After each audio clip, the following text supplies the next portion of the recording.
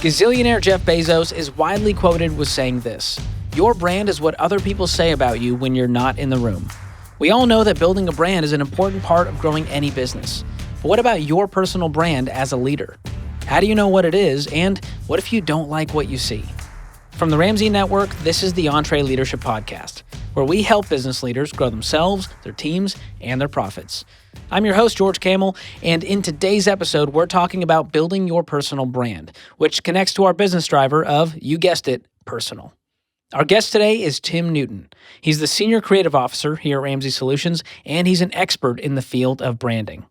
I sat down with Tim to talk about what a personal brand is, why it's important, and the steps you can take to build the personal brand you want to have.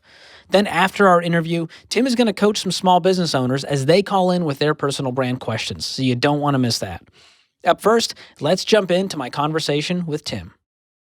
Tim, thanks for being with us today. Yeah, man, no problem. Happy to be here. This is going to be fun. I love talking about branding and marketing, and you are the king of branding in my heart, at least. Well, I don't know about that, but I appreciate it. I like hearing that from you. So a lot of people, rightfully so, maybe have concerns about their personal brand and how they're perceived. Obviously, my personal brand is being really rugged, handsome, and intellectual. Would you agree? I can see that. I can see that.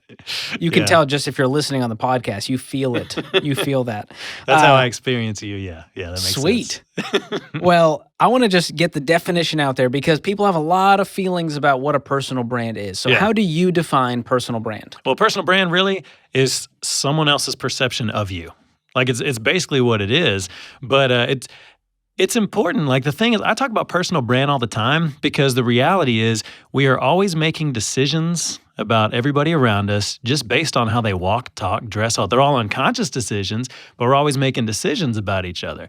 And so that's why personal brand is important. I've had team members tell me, man, we talk about personal brand.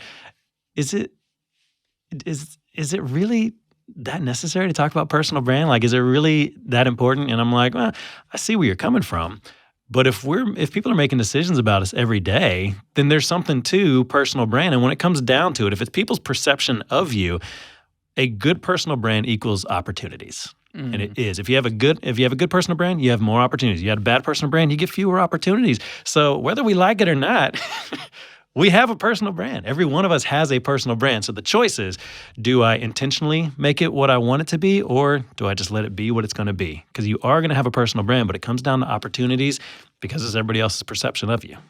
Does it feel icky to a lot of people? When they hear brand, you think like, okay, a business is a brand. I've got to work on my brand. Yeah. And then you're talking about people being a brand and having a brand. I think a lot of people, they feel this tension of like, that's icky. That feels salesy. I'm not going to try to be this version of myself. Yeah. What do you say to those people? And I get that. Well, I totally get where they're coming from, but I want to make a distinction. When I'm talking about personal brand, I'm not talking about making a caricature of yourself. I'm talking about understanding what's deep down in you and expressing that, and the outcome is a good personal brand. And that's the difference I'm talking about. So I want people to understand what deeply matters to them. So what's being expressed to the world is the thing that really matters, what's truly, truly them. The outcome is a great personal brand, but that's the difference. And so I know that it can sound icky because we are talking brand and all that, but I love talking about personal brand because when it comes down to it, it's not really about personal brand. It's just elevating who you really are because the outcome is a good personal brand if you're truly being you and not trying to be a caricature of you, if that makes sense. Yeah. And we're focusing this on business leaders today. Yeah. Why does that matter as much, if not more, for the business leaders listening? Oh, man, it's a big deal for leaders because, okay, so if personal brand, if it's important because of opportunities, as a leader, it's even more important because 3 reasons. 1, the opportunities you have is the opportunity to actually lead your team. So what I mean by that is people allow you to lead them. If you have a bad personal brand, people aren't going to open up to you. They're not going to trust you. They're not going to tell you information that's deep down in them. Because they have to respect you. Yeah, they have to respect you. They have to respect your personal brand. If you have a good personal brand, they'll open up to you a lot easier. And so you get the opportunity to lead people if you have a good personal brand.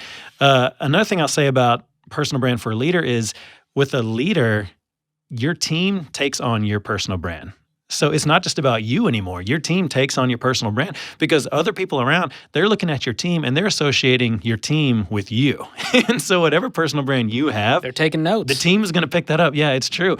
And I've been on teams before where the leader didn't have a great personal brand. Like I can think of one specifically, great person. I really like the guy, but I found out later among his peers didn't have a great personal brand, and we didn't get as many opportunities as we could have as a team. But then the leader switched, and we got some great opportunities. And later, years later, I looked back and I was like, what happened? And I realized that was the case. Like our brand as a team was a reflection of our leader's personal brand. And so as a leader, you want to take it seriously and understand what is my personal brand, because my team is gonna take that on. And so the third thing I'll say about why personal brand is important. So I'm talking about personal brand is expressing what's deep down in you. Like that's how I like talking about it. And the result is a good personal brand.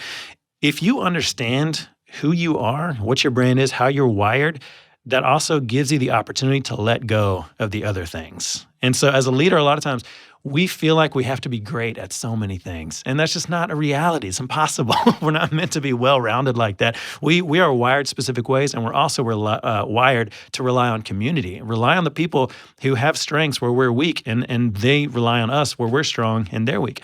And so if you know your personal brand, you know what matters to you, what you're wired for, it gives you the freedom to let go of that other stuff and delegate that stuff because you know who you are. This narrows the focus. It does. On really, this is how I'm wired. These are my strengths. Yeah. This is what I was made to do. Yeah, makes you a better leader. Yeah. That's so good.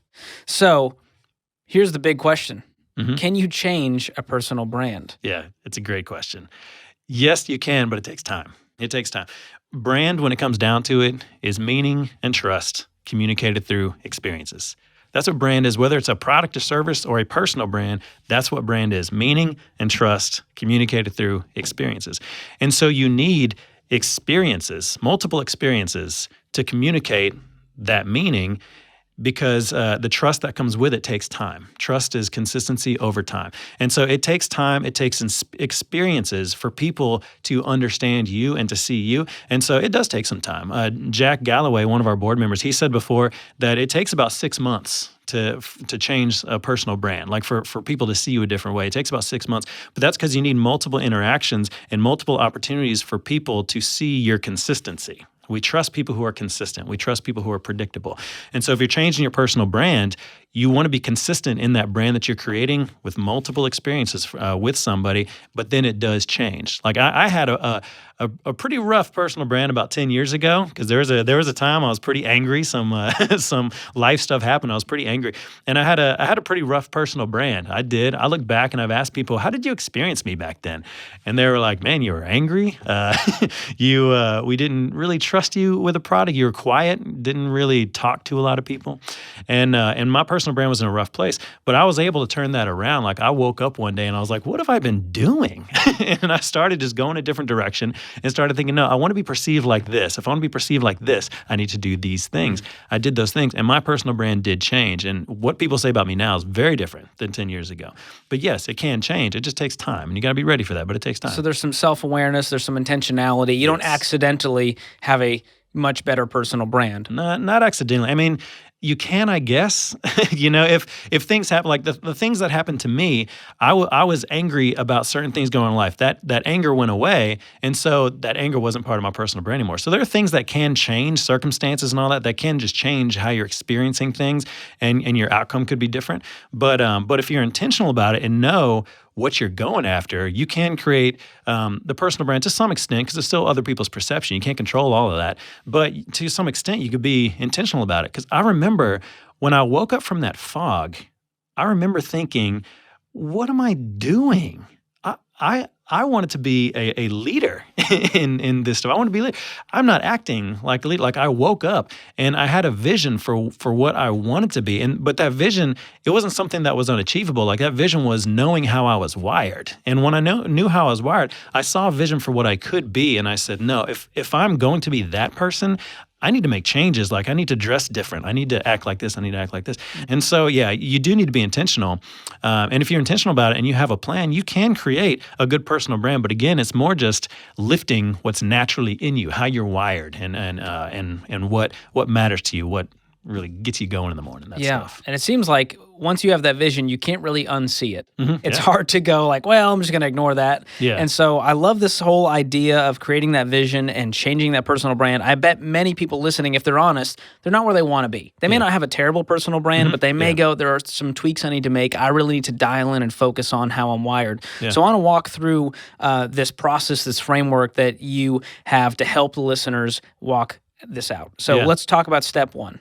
Okay. One thing I will say is what's interesting about this is I started digging into personal brand, because I lead team members, and I was thinking about personal brand for years, but I've studied brand for product and services for a long time, and I realized, it's a lot of the same psychology when it comes to brands for services and products, and when it comes to personal brand, there's a lot of the same psychology that comes along with it. And so, if you're asking about the steps, the number one step is you have to take an audit of yourself. Because, you were saying before that some people, they know they don't have a good personal brand. I'd say there's a lot of people that don't even know that they don't have a good personal brand. They're problem unaware. Yeah, they're problem unaware. That's right. They're problem unaware. And we all have blind spots. We all have behaviors, and we all have things that we do that people experience in certain ways that we might not even know about. And so there's a lot of people that I think there's parts of their personal brand they don't even know is there. And so the number one thing you got to do as far as steps is take a personal audit. And that, when it comes to products and services, whenever we're doing any kind of brand refresh, that's always the first step we do too, is we take an audit of where do we stand today with our brand. We'll take everything we have out in the world, landing pages, ads, any of that stuff, and print them out. And I'm talking print out, and don't look at them on a computer, print them out so we can take them on walls and we can write notes on them. But we just take inventory of what do we have in the world, and what are we really saying? Are we expressing the things that really matter to us, or is it expressing something else? So, because it can easily just be what you don't want it to be. Same is true with a personal brand. You want to take a personal audit and just to understand, where do I stand today? How are people experiencing me today? You have to know that, because you need to understand, what do I need to get rid of in my personal brand, and what do I need to keep and elevate and do more of? You want to know both of those things. And so the best way to take an audit is simply ask the people who work with you. This feels difficult, Tim. As you're saying it, I can feel the tension. Leaders are going, I'm not about to ask my team members what they truly think of me. Yeah, it's not fun. And how do you get honesty out of them? It's not fun. Yeah, it's not fun. I'll tell you that. I actually did this a couple of months ago. I just wanted to understand, where do I stand at this point? And so I wrote an email. I picked a group of about 10 people that I work closely with from different disciplines around the company, but who know me really well. I picked out 10 people, and I blind copied them on an email, and I sent an email of questions, and I just wanted to hear back from them specific things about how they experienced me. And so we can go over some questions, but what I want to get across is, when you're asking people, you're talking about people being honest and making it safe to be honest. What I would say is, when you're asking people honest feedback, do not push back and don't try to defend yourself. Don't do any of that stuff. When people give you feedback, say, thank you so much for your feedback. And that's it. Just stop there. Thank you for your feedback. That's really hard for a lot of the hard-driving leaders out there who are like, but wait, I can explain. And I can't believe that's how what do you mean by that? And so you have to just kind of let go and say, you know what? I need to take this maybe with a grain of salt, but also take it seriously. Yeah, because all you're looking for is the truth. And people, if you want people to be honest with you, make it safe to be honest with you. How do you do that if you're a leader? Because I'm the team member, and I work on your team, and you're asking me for feedback on you. Yeah. I don't want to say, hey, Tim, you're a real jerk. Because that's going to hurt my opportunity on your team. So how do you ask it from team members, or do you ask it for peers that are on your leadership team? I asked peers on my leadership team. I did a mix. I asked a couple of the leaders that I lead, and then my peers also, because I just wanted to get a mix of, because they'll experience me in different ways, in those two groups of people. And so I just wanted to get feedback from all of those areas. And so in the email that I sent, I was super kind, and I just said, please be honest with me, because I need to know where I stand. And there was a way that I worded it that I hope made it safe, to be honest, but it was more with me being authentic and just saying, I need to know where I stand, because I think there's some things about my personal brand that I want change, but there's blind spots that I have that I can't really see, and I really would value your feedback. I'd value your input on how you experience me, so I can see the truth and change, and change whatever needs to be changed. And so I sent that email, and I got a lot of good feedback. Some of it was pretty rough. I did not enjoy it, but I emailed back and I said, thank you so much for your feedback. I really appreciate that. You did it with a smile on your face. Yeah, I did. So Yeah, it was rough. would you ever consider doing an anonymous survey so that the team feels like, hey, you know what? They're, they don't know who's saying this. Yeah. Is that worth it? Or do you just say, hey, you know what? I'm just going to tell the team, be honest with me versus trying to get them to be honest anonymously? Well, I think you could do it both ways. I like talking to them or hearing specifically from them and knowing who's saying what, mainly so I can go talk to them and dig in deeper if I need to. Like, why do you experience me that way? Not to push back or defend, but just if there was a general kind of answer and I want to dig deeper, I want to know who I could talk to get that, But the whole posture that I have when I'm talking to people is, man, I really appreciate you telling me this. I can see that that's something I need to work on. When have you specifically experienced me that way? Just so I can understand more and just continue saying, man, thank you so much for being honest. That takes a lot of humility. It does. You got to swallow your pride as the leader and go, that is true. Okay, I'm not as awesome as I thought I was. Yeah, that's true. Okay, and I'm excited to grow. Yeah, it's true. It does take a lot of humility, but also being a leader takes a lot of humility. So true that. If you don't have the humility, maybe leadership's not the right place for you. That's so good. Okay, so we've done the audit. We've sent the email. Actually, we got some feedback. Before we jump further, I have a list of questions that I think are helpful. Ooh, do you have them right here? Yeah, I got them right in front of me. This is perfect. You're so prepared. I brought them just because I know this helped me a lot because I had to really sit and think, like, what are the right questions to get what I really want to find out, So what I said is there's 2 questions I love from 5 Dysfunctions, and one is how do I most contribute to the team, and how do I most detract from the team? Detract. Yeah. Negatively. Yep. Okay. So one's positive, one's negative. I really like those questions. I ask us, what are my behaviors that hold us back? And what are my behaviors that lift us up? So I want a negative and a positive. And I asked, how do you experience me? Good or bad, but just simply, how do you experience me? I like the word experience because it makes it to where when they give feedback, they don't feel like they're attacking me. If you say, well, I experience you like this, instead of you're We're not defining your character traits. Exactly. We're just saying this is my perception. Yeah, this exactly. is my personal experience, my opinion. Yeah, when you use that word experience, I think it makes it safe for the team because they're not attacking. They don't feel like they're attacking you. And so I like that question specifically. How do you experience me? Good and bad, just how do you experience me? Simply that. And that list of questions, I got some really good stuff from that list specifically. So that's awesome. Yeah. Okay, so we have this level of self-awareness with the audit that takes a lot of humility. It does. And it may be a gut punch. Yeah. But again, this is leadership. Yep. This is the big league. So once we have this audit, what is the next step we've got to do? Okay, next is actually making the plan. And this is where it goes into depth. This is where the fun stuff is making the plan. And there's three parts to this. And I can go over the 3 parts and then we can go into detail. Okay, I like that. So what it takes is, number 1, you have to uncover what really matters to you. You just have to uncover that. If you're a leader, if you're working the job, what matters to you? What gets you up in the morning? That gets you excited? Like, what is that? How has God wired you? What do you want to be known for? It's these kinds of things, like what truly, truly matters. And you want to dig in deep because you don't want to make up something that's not truly you. You really want to sit and think. This is not aspirational. It's not. This is what I would like to be in a perfect world. Yeah. This is the core. Yeah, at the core. Because that stuff doesn't change very much, So, and you are wired a specific way. So you want to dig in deep and really understand what truly, truly matters to me. That step is so important because everything branches out from there. So you got to understand what matters to you. The second part is, if that's what matters to me, then how do I want to be perceived? If that's what matters to me, how do I want to be perceived? In context of that thing that matters. How do I want to be perceived? When you have that list of how I want to be perceived, then you ask yourself, what actions do I need to take to cause that perception? It's just a 3-part thing. What matters to me, how do I want to be perceived, and what actions will cause that perception?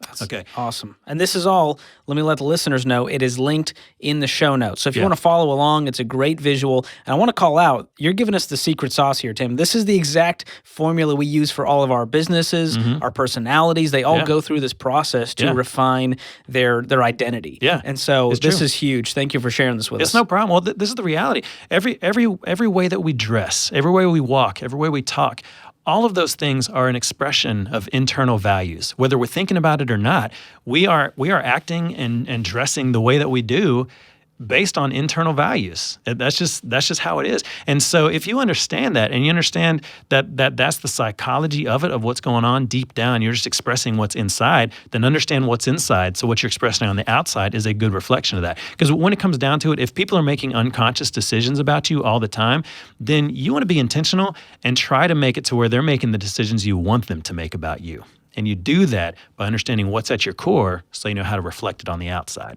And so that's all we're doing. That is a lot of psychology there. That's impressive. Branding is an abstract and complex thing. And so there's a lot of psychology to it. But branding it has to be very human for a brand to connect emotionally. And humans are abstract. Humans are complex. And so the psychology of branding, it is complex. But when you break it down like this and understand your core to know how to express on the outside, then it starts to simplify how to look at brand. So when we look at a business and you think brand, a lot of people think, okay, it's their logo. It's the colors they use. It's their website. Yeah.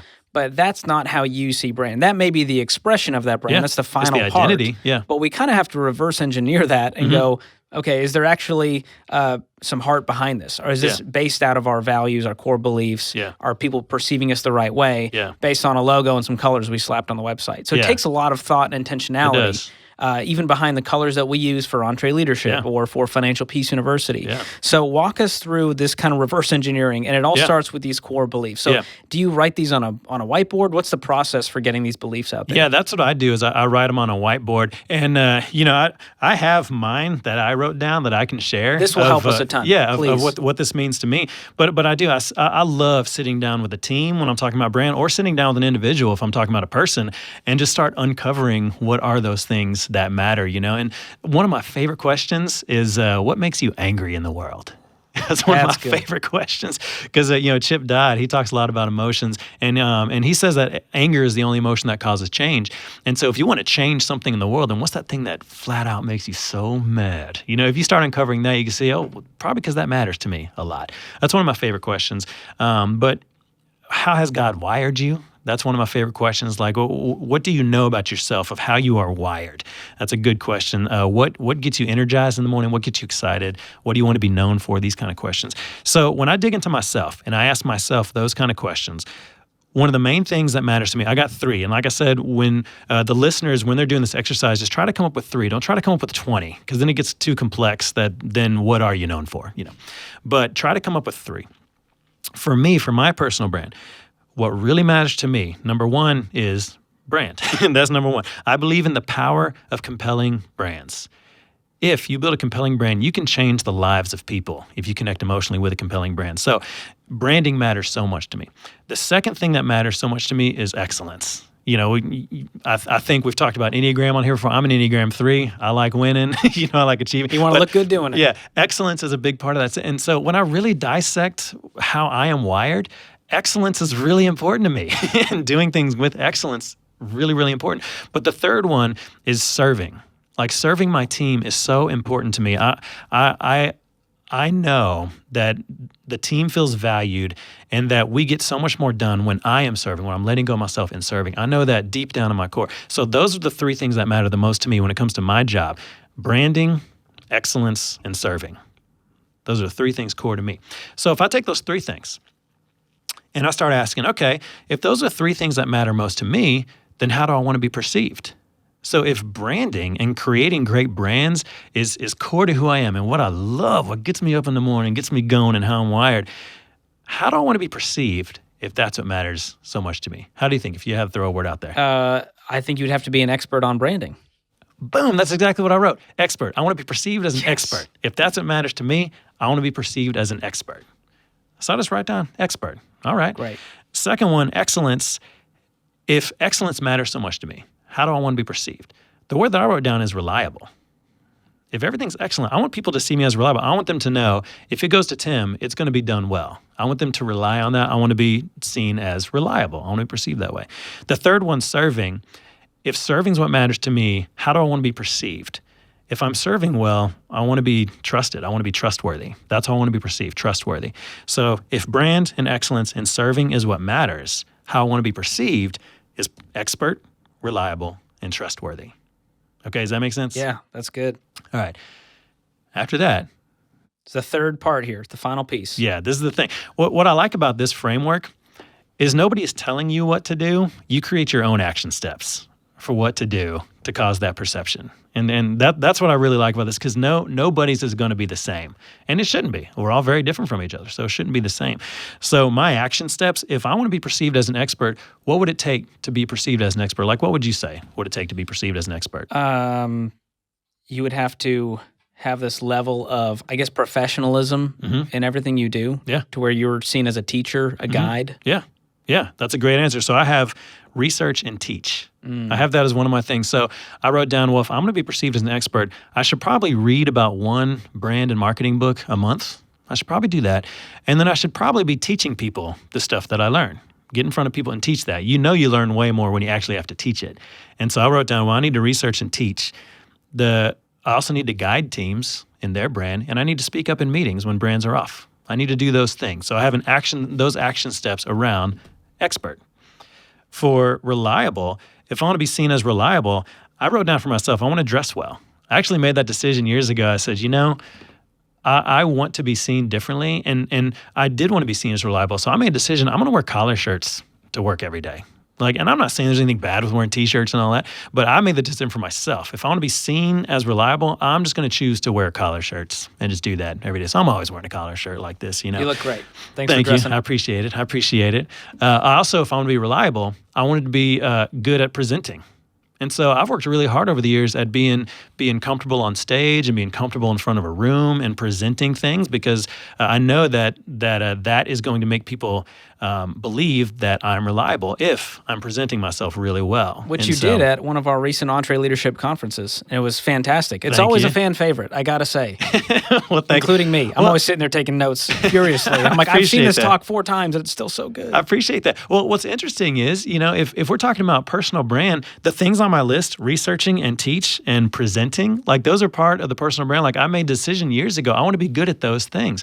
And so now I love working here because I get the opportunity to speak on stage. Now with the reps that I've gotten, I love speaking on stage and I love teaching. I love teaching this stuff. It's so much fun. And but I've gotten so many reps doing it that now I just really, really enjoy it. And so I think the perception has become, in ways, what I've wanted to become, because I've worked on these things, but there's an action plan to get there, And the third one for being trustworthy, I know that to be trustworthy, I should probably put everything away in my one-on-ones. If I'm going to build trust with the team member, I should put away my computer, put away my phone, so I can look them in the eyes and they know I'm paying attention and I'm listening. I literally, when I'm in one-on-ones, if I have to take notes on my computer, I will tell them every time, I'm taking my computer out, but it's only take notes. It's not to check email. They know you're not distracted. You're focused. Yeah, exactly. You're someone I can trust. Yeah, this meeting is about them. So that's what I mean. You just write out an action plan. What does it take to be perceived that way? And this is the reality. If you're consistent over time with those actions, then eventually people will perceive you that way. And if they perceive you that way, they're going to understand what matters to you. And so you can kind of backtrack what ends up happening. And so consistency over time, it makes it really clear. This is what matters to Tim.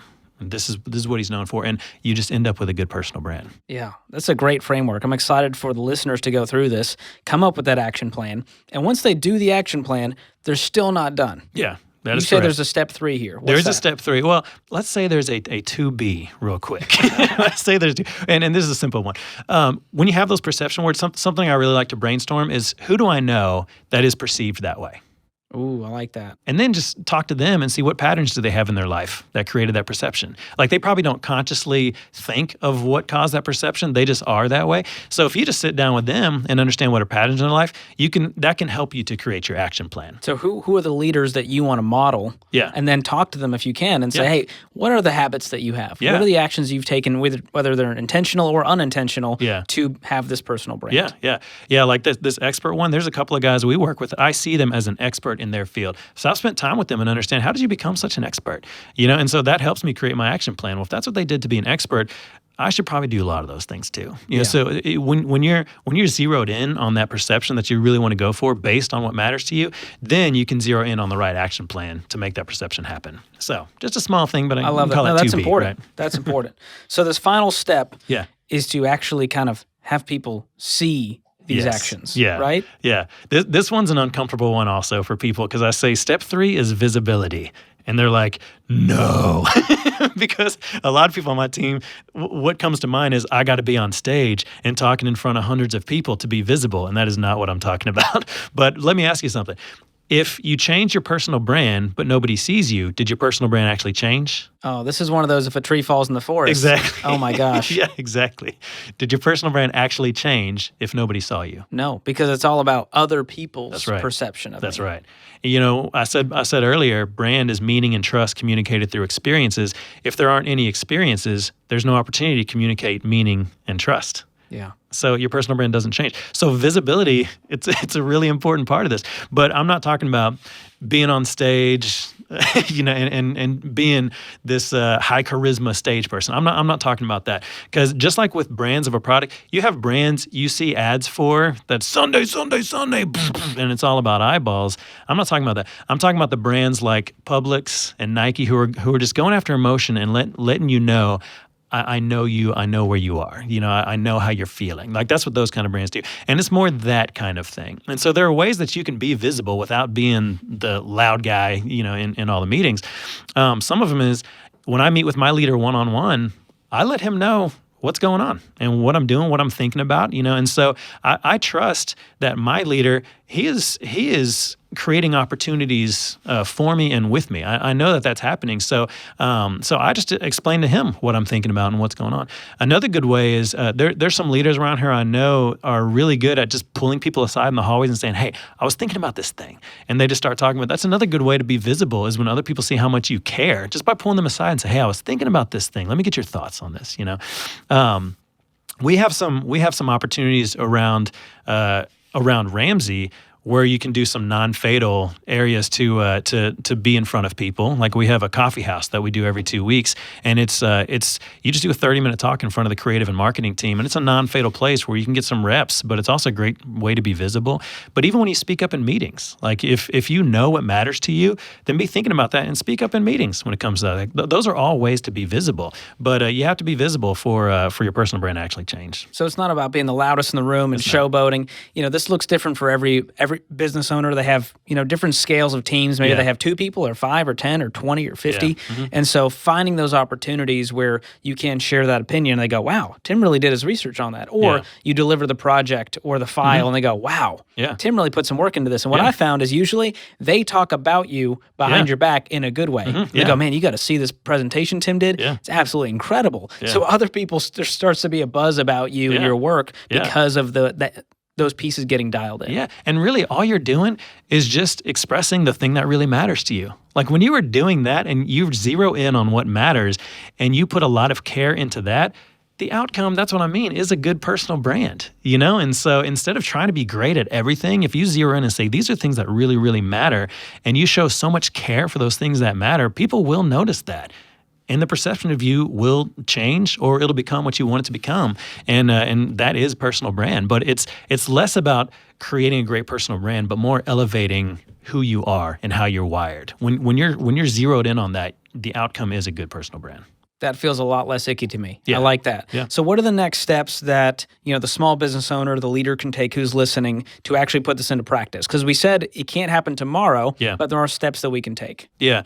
I mean, you know, and what we're talking about, like the first one is doing that audit, you know, just taking a look and really writing down, these are the things I need to really get out of my personal brand. I need to work on these things. And these are the things I need to elevate. But I think what's really, really important, like it's going to be hard to dig in deep in a short period of time. Like you really have to find some quiet, go off somewhere. Like I recommend to my team, like take a couple of days, use some PTO, take a couple of days to be off by yourself and really, really dig in on this, because it takes time. You don't want it to be a surface level thing, because again, you're not creating a caricature of yourself. You're understanding what matters deep down. And so, you know, for me, I try to make sure that I have good solitude with God when I'm thinking about this stuff, because I want to understand how God wired me, and I want to understand what is His will, so I can align with that. But it takes time to do that, you know. And the way I look at it is solitude like that. It's like creativity, where you can't do it in 30-minute spurts. And with creativity, once you're in it for 3 hours, it's so energizing and so exciting and so much fun because you're in the flow. You've probably heard that when you're in the flow. You've probably been in the flow a lot. You're super creative.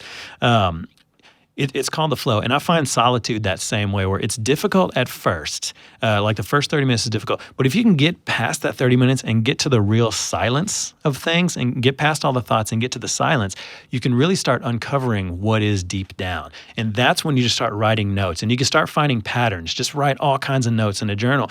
And you can start finding patterns and go through that and underline the things that keep showing up. And what'll pop up naturally are these things that matter deep down. But take some time and really dig in, because you want it to be the truth. You want it to be the truth. So the brand you're creating isn't fake. We don't trust that about people. You want it to be what's true about you. And that just takes time. So find some time, find some solitude, find some quiet, and understand, man, how am I wired? What really gets me going? When you find that and start uncovering what matters, then when it gets down to understanding the perception and the action plan, that stuff gets easy. But that core of what matters is so, so important. And so that part's a big deal. Man. Tim, this is so good. Thank you for unpacking this framework for us. I know it's going to help a lot of leaders out there. I can't wait to see how many businesses change, how many people grow their teams, themselves, and their profits just from going through this exercise, telling the truth to themselves, building that action plan, getting the visibility, and seeing how it impacts their community. So thank you so much for your time, your passion around this topic. People can feel it through the microphone, through the screen, and I'm just so thankful for you. Cool. Thanks, man. Thanks for having me on. This is a lot of fun. I love talking about this stuff. So Come thanks back for anytime. having me. Yeah, man. Huge thanks to Tim for unpacking that amazing branding framework. As you can tell, he's pretty passionate about this stuff. And as he talked about, your personal brand is something that you can change. So we asked Tim to take some calls from some of our listeners to walk them through their personal brand and the changes they want to make. Hey, we've got Chris on the line from Phoenix, Arizona. How can I help you, Chris? Hey, I'm in the middle of transitioning out of operations. I've been leading the operations of the business for 5 years. Uh-huh. Really, just the difficult thing to switch back to being sort of visionary leader. And so, how do you recast yourself for your employees and your team? To really be able to move into that role again. Yeah. Man, I understand that difficulty going from operations to vision. I totally get that. Well, let me ask you something. When it comes to the vision side of leadership, what is it that makes you excited about that side? I think it's the ability, the potential to do great things, like to continue leading the organization to just do really great things with humility. Humility? With service. You say so. Humility is one of those things that matters a lot to you. Being seen as humble. Yeah, I think humility, but I also think greatness. I think doing great things with humility. Yeah. So you got doing great things, and you got humility there. So from there, let me ask you something. If you were doing great things, if you were doing that, how do you think people need to perceive you? If you were doing great things, like how would they perceive you? I would say probably courageous, generous, inspiring, motivating. Mm-hmm. If you had to pick one, so greatness is a big deal to you. Why do you think that greatness is a big deal? I think we were put on this earth for a short time, and we were put here to make a big change. So, I want to leave an impact, and want our organization to leave an impact beyond my time here. So you want to leave an impact, and that's where the greatness comes from, huh? Leave an impact with your business and with yourself. Yes. And so to make a big impact, it probably would take being courageous. You listed courageous and generous and things like that, but courage sounds like a pretty big deal. Being perceived as a courageous leader, is that right? Yes. If you're perceived as a courageous leader, then you'd probably be seen as that kind of greatness that you're thinking about. Is that correct? Absolutely. Yeah. What do you think? Do you know people who are courageous in the way that you want to be seen as courageous? Yeah, definitely. So when you think about those people, what do you think they do that makes them perceived that way? I think they proceed without fear. I mean, I think they're they might be prudent and temperate, but they don't shy away from a fight or a battle or a difficult thing. Yeah. And I think they're willing to, just get in the foxhole, I guess. Do what you have to do, hunker down or barrel forward, depending on what the battle calls for. So you're saying really great things here, doing it without fear and getting in the foxhole. By that, do you mean like being in it with the team? Yeah, in it with the team, and also willing to go out in front of the team and fight for what believe in. Yeah. Okay, so what do you think? What actions do you think it would take to go without fear? What actions do you need to practice? That's a good one. You stumped me on that one, Tim. I guess probably not second guessing myself. I don't know what that action is, but I guess being willing to face challenges and not avoid them. What other actions would it take? Being able to face difficult conversations at the ready. Yeah. Do you have a problem? You said being in front of the team. Do you fear being in front of large groups? No, not at all. No, okay. I love large groups. Okay. So being in the practice of doing this, so that's an action you'll be doing is getting in front of large groups, and that one comes easy to you, which is good. So I think that's a good action to be taken. You said having difficult conversations, not to force bad things to happen, but how can you do actions of being in the practice of those difficult conversations?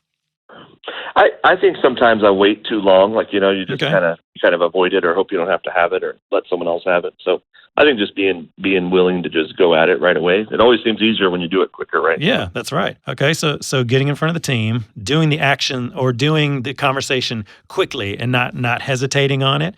That's another. What else would it take to? What actions does it take to do something without fear? I guess I don't know the answer to that one. I think I'm one of those people that goes out quickly and then realizes, oh wait, what did I get into? So I guess not looking back. I think that's a big one. Just being willing to take the risks and facing the decisions you made and not worrying about how you could have decided differently and you wouldn't have faced the challenge. Yeah, and just charging forward. Yeah.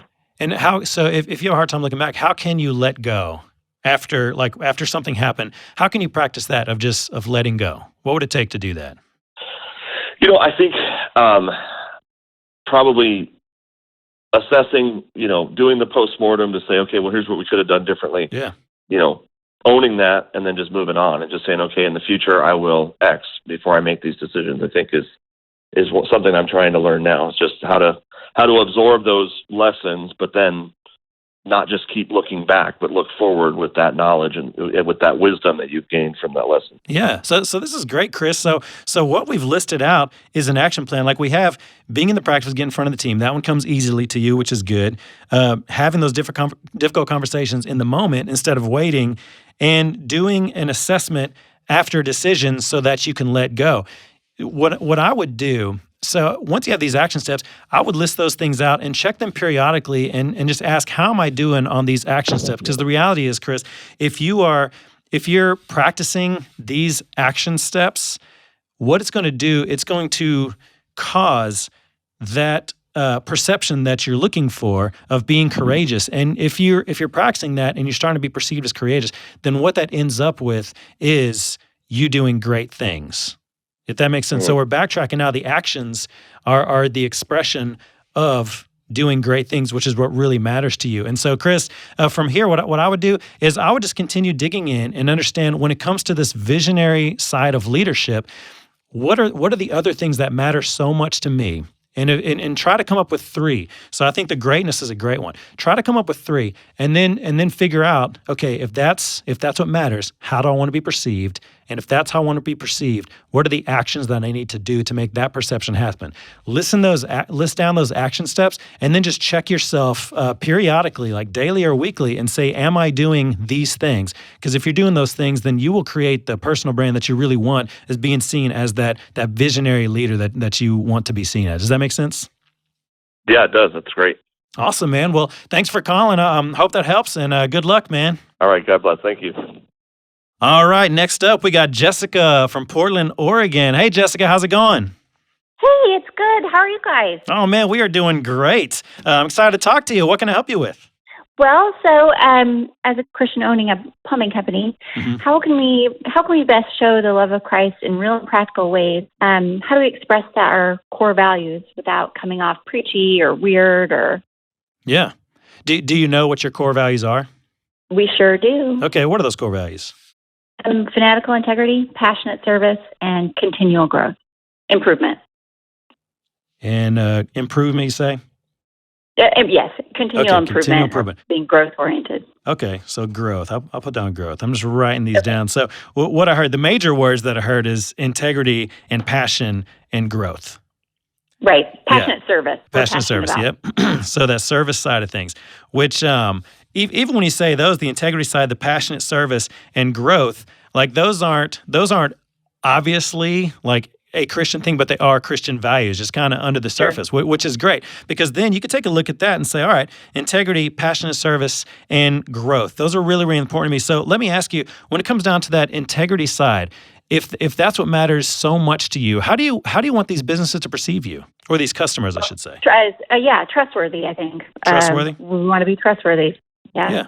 When it comes down to the passionate service, how do you want customers to perceive you? Like we did a little more than we had to. Like you did more than you had to. I love that. Yep. And how awesome would it be if customers are saying that about y'all? Man, they always just do the thing that's more than we really wanted. That's a great thing. That's awesome. So when it comes to the growth, how do you want to be perceived? That if we screwed something up, we're going to own it and fix it. Okay. And get better next time. Yeah. And gosh, even if something's working, but it could be better, we want to work on that. Yeah. And so you're talking about, let's go back to your original question. You said that you want to show the love of Christ through the business, but were you saying not to beat everybody over the head with it, but just to show it, right? Yeah, right, yeah. I mean, already when you're talking about those perception words of being trustworthy and doing more than you had to, and then showing that you'll own it, like these are godly characteristics. And so that's great. Just by being yourself and really amplifying that part of yourself, people are going to feel what matters to you, which are these biblical foundational things. So let me ask you one more question.